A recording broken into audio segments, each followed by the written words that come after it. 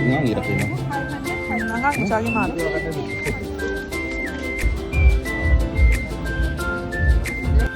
Khoi lai khuramba lore mayam sele re prasad se.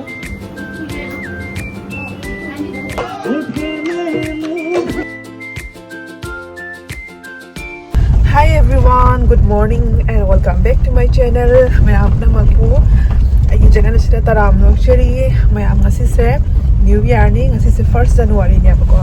Adana mayam puna maku Happy New Year hajaningi. Agi viewer puna maku Happy New Year. Agi magai dagi ko. Anaoba chahi lakpa sida mayam puna maki punchida nungai aifaba na da yektaba tikta kaidaba afabata oibiba ko. Asi aina hajaningi mayam. Ado New Year ni na ngasi se ahanba namit ni na ko. Akoy ay husband gi suban niya ba. Ay silip da layap ako ngasi se. Aduna lai khuramba satluge tawbani mayam. New Year ina ahanba namit ni na lai khuram niya ba. Aduna Sai Baba temple la chatuini. Kuire Sai Baba temple se hakum se koi New Year se ko asmaina school se holiday lay dia ko aduna phang ne ba do hanak din lip thawani lai khuramba su chatlurage New Year da yum la lening bani na ko aduna hojik se lai khuramba chakki tawini maya ase lenin su chi oina dum sachale ing manina sweater sa leini ado horen temple yoraga yengmina si mayam asi de New Year dina mi mayam su lak mania ko Sai Baba temple se amuk rak ti salui ko New Year numit ko ni am tin mania ba New Year se ado yengmina si ko mayam horen yoraga bichara ke lai heru lei de mayam moti chul la dura okay adai agarbatti kari kara nuri ada mafam nei dum lei rani mafam to dum loi phang bani aba mi mayam lagna ri sini mayam koi yowe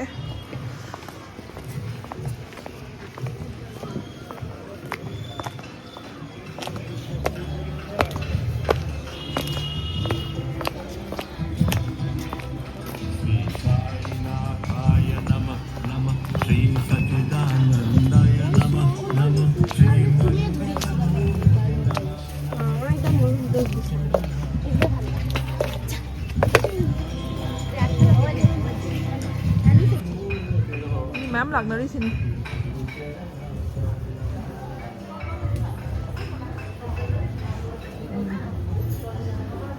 atopa matam da ni yam tin da bani ba New Year ni na sini phagana ti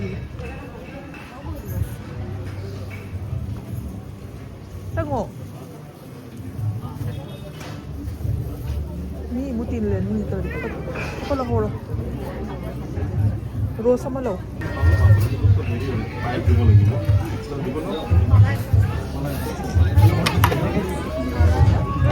Sudah mau install macam-macam ni. Agak persad sini.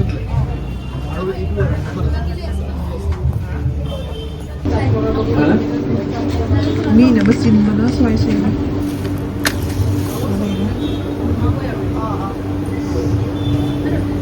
Apa? Apa? Ay lebih jaga suka lebih no. Tunang thora ke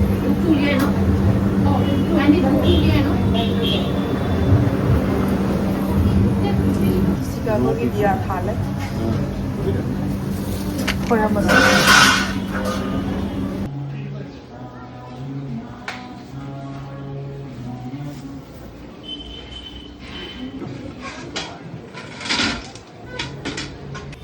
Akoy lai khuramba lore mayam sele re prasad se chana recipe re siga prasad jeli kai no prasad jeli tu lao prasad lau ro si o sige se bazar oi ne khazana thami sone sa ta ba sele re ke non halwa ni ko suji gi halwa ni moi piri se siga jeli smai na stol sama-sama ani om ko ay chaba sang diri masala ka ay musa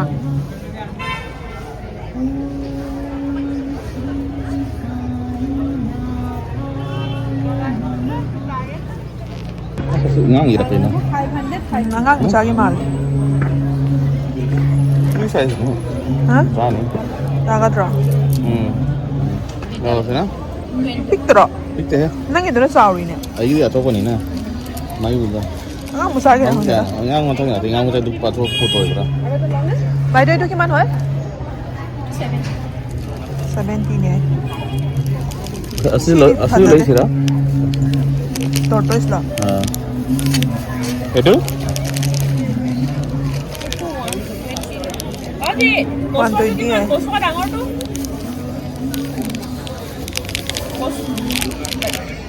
ডাঙৰটো দিয়কচোন আৰু 150 150. Tangi ko? Na mo si tang na dole. Si 150 ram hindi na tanga mo. Itu pun saya na. Sa loro sila. Loro sila. Loro sa kaya na. Itu kaya daw? Masyado na karong mamada. এইটো 100 হ'ব নেকি Ano sure na din eh. Si guide জানা ba din ko? Na kuto. Oy gari আমার loath আছে। Nazar sa yawi. Mali kang ne pa din.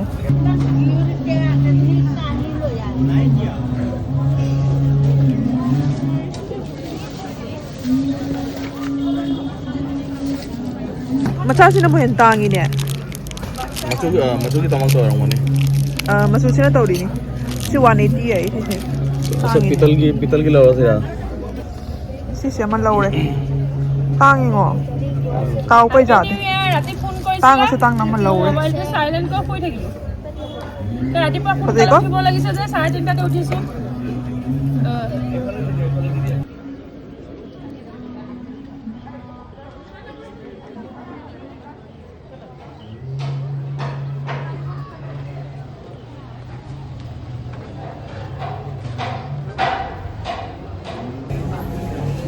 Ay kuna wow.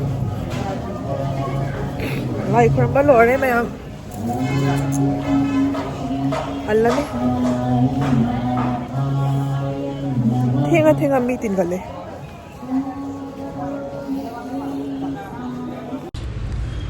Mayam nga sige sana 9 January gi video iduni nahan gi 1 January gi video do yam tien bodu ga ko aina asi video se adu ko dum etap sal laga to san banya ba ada nga si se ne fi hatta pri bhogali celebration tawya ba chahi khuding gi tawri asi mafam sida adoina amuk tang ni chatning ba ko yam phajana tawya ba moi se ala sida moi asamis ki pitha de kari dagi loi suna ba yoi pura mang jolya ba ada ga di khoi handmade potli bag to adu su yam phaja ba jolamme ada sida pokora su moi pokora se khoham thi haure pokora ga sanga ga khara dum sare koira bani na chatla bani na ko adai di moi siga phami ba stall se jam ya ba puna mak suna bodi ai nam dre ba ado sida moi huji bihu program to dori nupa sing se lei sing se moni sei saga dugai dupi sing sina jagoi sa doine ba yam sauna to buni moi se chai coding to re ba ado moi bihu program moi gi isai sak ba hore pungjai ba hore mayam yengminasi adum nungai bani moi gi asi program se su mayam adum yengminasi ko ado kai hani video se mayam tian bli kha tian le ado mathang video ta di khara dum sang na sem na ba tawra ke mayam kasi gi oina di matang asida bihu program si yanga adum rasel lage mayam sule be phoyem view video se again next video to yam yang na thengna rasi mayam kasi gi oina di bye bye